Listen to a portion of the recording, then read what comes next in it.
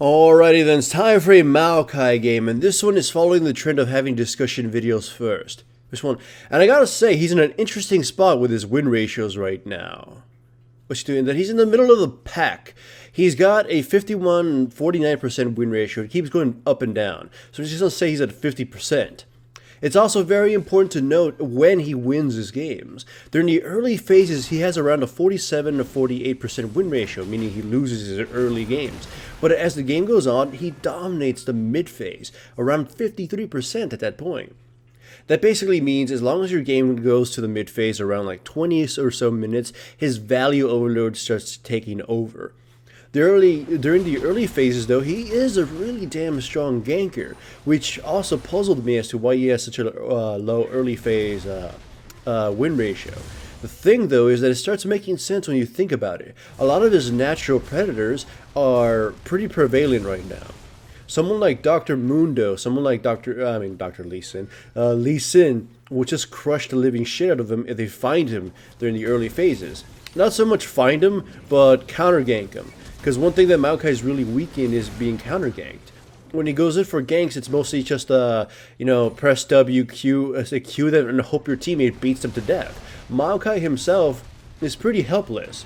His cooldowns are all pretty much unusable for long fights during the early games. He doesn't have the mana for it, he doesn't have the cooldowns for it, or the range for it. Because if you were to use your W offensively in some fights, you might just get yourself killed.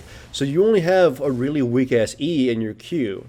So yeah, he's not an early game fighter. He's a skirmisher. He sets up kills for his teammates. In a team fight or in a skirmish, you're the one who's controlling the teammates and hoping your teammates are blasting away at them.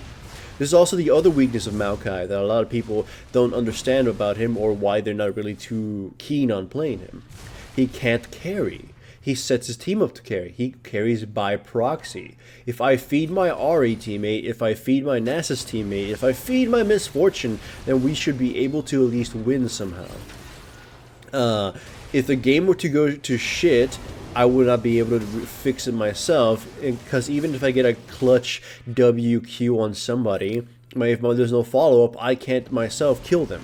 So yeah, he's a very team-reliant champion, and more so than a lot of other really popular tanks, or at least formerly popular tanks.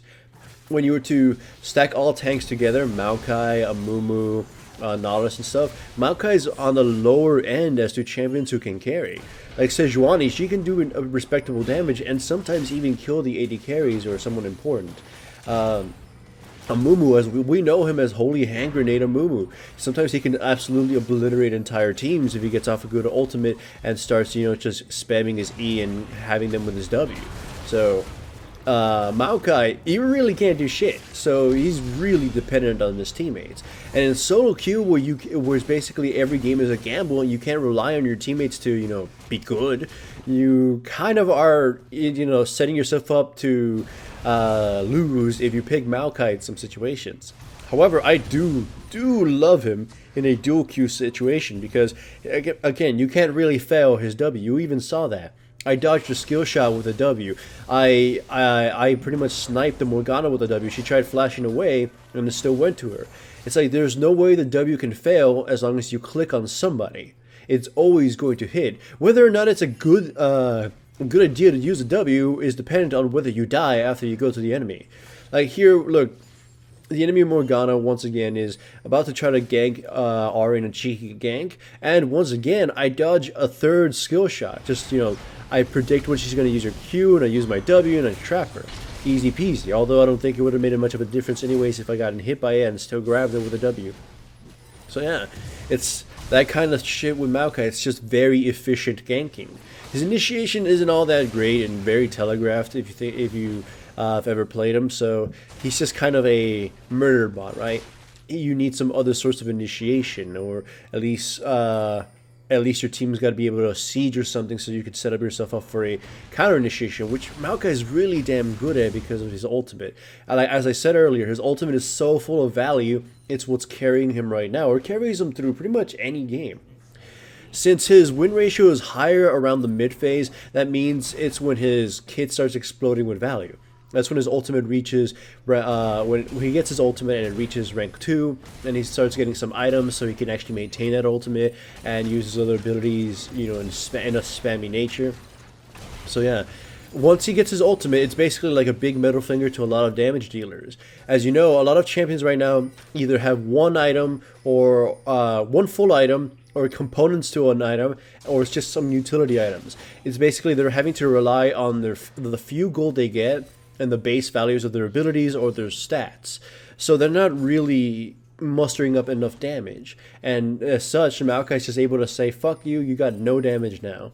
It works even better during the early skirmishes if you're able to force people to fight for dragon and stuff, where like they're level 6 and 7 and they don't even have an item, and your ultimate is just gonna tear their damage to pieces. Now, here's a good example of what I mean by the whole Maokai can't do much unless his teammates follow it up.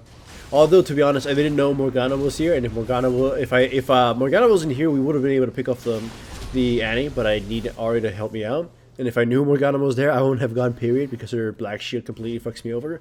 I picked Maokai for the misfortune my team, because I figured I'd be able to keep her safe and at least allow her to use her ultimate while I shrug off the damage or whatever. On the other hand, though, one thing Maokai can do is his burst is really glorious.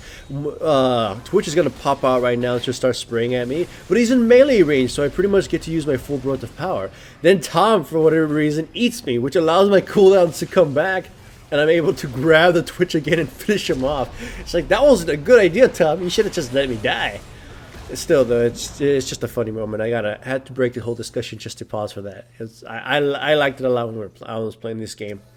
Either way, as far as Maokai goes, again, if you like to dual queue, I would strongly recommend him. It's like, again, very, very fail-proof kind of ganking, and at least he's reliable.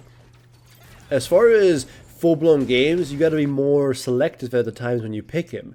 And of course, there are better choices, or there are overpowered choices like Dr. Mundo and stuff, or if you really want to pick a tank that can carry, then you go on Mumu. But if you just want to be supporty, or you just like trees, then Maokai is perfectly fine. Just don't pick him against champions that are going to invade him from the get-go, or against a slow, or in a very slow composition, because Maokai, as cool as he is at his ganking, and as cool as and valuable his kit is, he can't really do much if his laners are weak by default. As I said time and time again, he relies on his teammates to do the dirty work for him. So if you're playing with weak laners who really can't do anything against their opponents, then you ganking for them might be completely pointless. Fortunately, my Nasus, though, you got to recall to the beginning of the game. My Nasus was so smart in the beginning of during my first gank. He realized I was coming, so he just decided to take the brunt of Heimerdinger's damage and just start whacking away at Heimerdinger. It gave us enough damage to kill him before he got to use his flash or anything. And if you hear any thuds in the background, they're just doing some construction work around the apartment, so just kind of ignore that. They're pounding wood, and does making Maokai sad. Or happy, I don't know however you interpreted pounding wood. Either way, building Maokai, I've been using Dead Man's Plate on absolutely every tank just because I want to see how much damage they get. It seems okay on him. I think I would have probably just gotten better with going full on auras. Like in this game, probably lock it up the Iron Solari since they're like a lot of magic.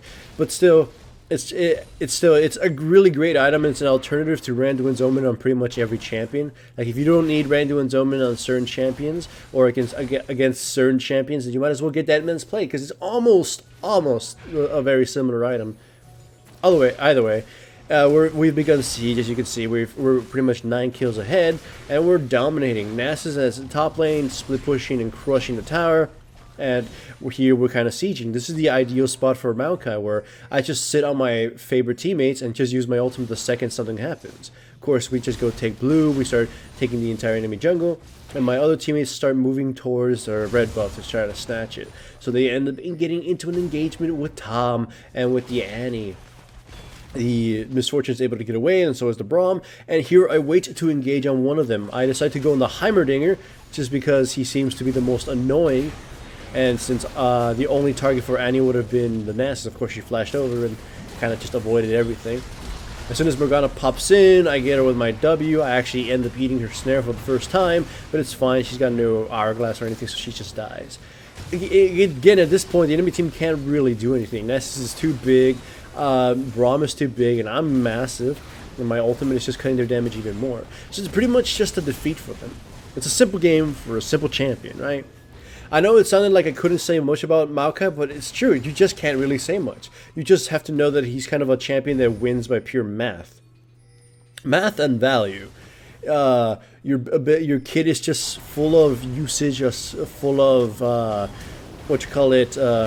well, again, I gotta say it again, full of value. Your Q is an AoE knockup that's spammable, that is attached with a slow that you can use to snipe people. Your W makes you invulnerable during the time where you're casting it, so you're able to catch anybody you hit with it, and there's nothing they can do to stop it. Your E is a slow, it's pretty meh, but you can use it to scout, or at least use as a pseudo ward during times. And your ultimate is one of the best ultimates in the entire game, in my opinion, as boring as it might seem.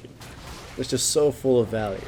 And of course, Maokai himself is just, for an early game kind of meta, just good at making sure somebody is killed. But of course, again, you gotta rely on good teammates, and you can't always count it on solo queue, so keep that in mind before playing Maokai.